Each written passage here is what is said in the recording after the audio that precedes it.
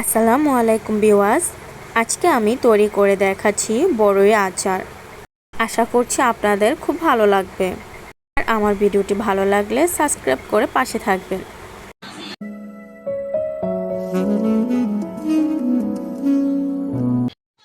এখানে আমি 1.5 কেজি পরিমাণে বড়ই নিয়েছি। বড়ইগুলো ধুয়ে পরিষ্কার করে নিয়েছি। এখন চুলায় একটি কড়াই বসিয়ে দিয়েছি। 4 থেকে 5টি শুকনো মরিচ টুকরো টুকরো করে দিয়ে দিচ্ছি।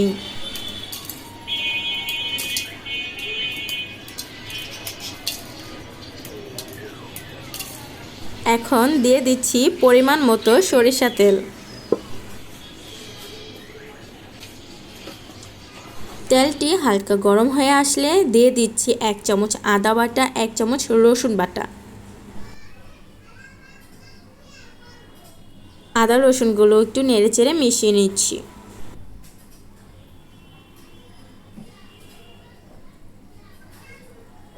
এখন দিয়ে দিচ্ছি 1.5 চামচ মরিচ গুঁড়া, 1 চামচ হলুদ গুঁড়া।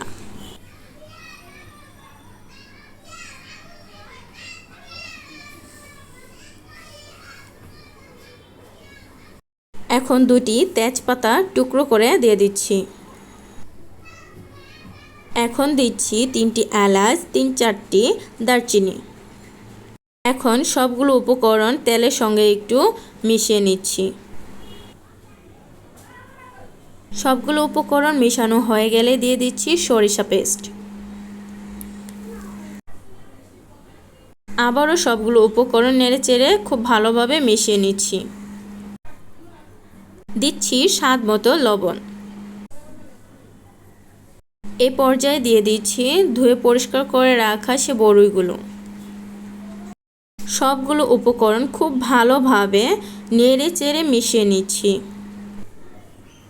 সবগুলো উপকরণ মিশানো হয়ে গেলে দিয়ে দিচ্ছি ছোট একটি চা কাপের 1 কাপ পরিমাণ চিনি। এখন আবারও সবগুলো উপকরণ খুব ভালোভাবে মিশিয়ে নিচ্ছি। মিশানো হয়ে গেলে 5 মিনিটের জন্য ঢাকনা দিয়ে ঢেকে রেখে দিচ্ছি। 5 মিনিট পর ঢাকনাটি নামিয়ে আবারও নেড়ে চেড়ে দিচ্ছি। দেখে নিশ্চয়ই বুঝতে পারছেন চিনিটি গলতে শুরু করেছে। চিনি পুরোপুরি গলে গিয়েছে। এখন বড়ই গলে পানি বের হচ্ছে।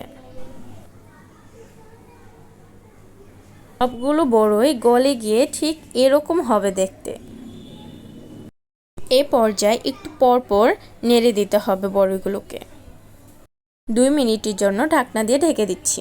2 মিনিট পর ঢাকনাটি নামিয়ে নিচ্ছি। এখন খুব ভালো করে নেড়ে চেড়ে দিচ্ছি। 10 থেকে 12 মিনিট পর ঠিক এরকম ঘন হয়ে আসবে। এই পর্যায়ে দিয়ে দিচ্ছি সামান্য পরিমাণ ভিনেগার। ভিনেগার দেওয়ার পর খুব ভালোভাবে নেড়ে চেড়ে মিশিয়ে নিতে হবে। ভালোভাবে মিশানো হয়ে গেলে দিয়ে দিচ্ছি টালা 5 ফোড়নের গুঁড়া।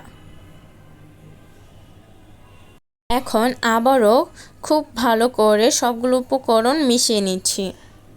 এভাবে জাল দিতে দিতে একদম ড্রাই হয়ে আসবে। এই পর্যায়ে কিন্তু আমার এই বড়ই আচারটি সম্পূর্ণভাবে তৈরি হয়ে গিয়েছে। যখন এরকমভাবে ড্রাই হয়ে কালার চেঞ্জ হয়ে আসবে বুঝে নেবেন আপনার আচারটি রেডি হয়ে গিয়েছে। আমার রেসিপিটি ভালো লাগলে প্লিজ লাইক, কমেন্ট, শেয়ার করে জানাবেন এবং সাবস্ক্রাইব করে আমার পাশে থাকবেন। আজকের মতো এখানেই বিদায় নিচ্ছি। আল্লাহ হাফেজ।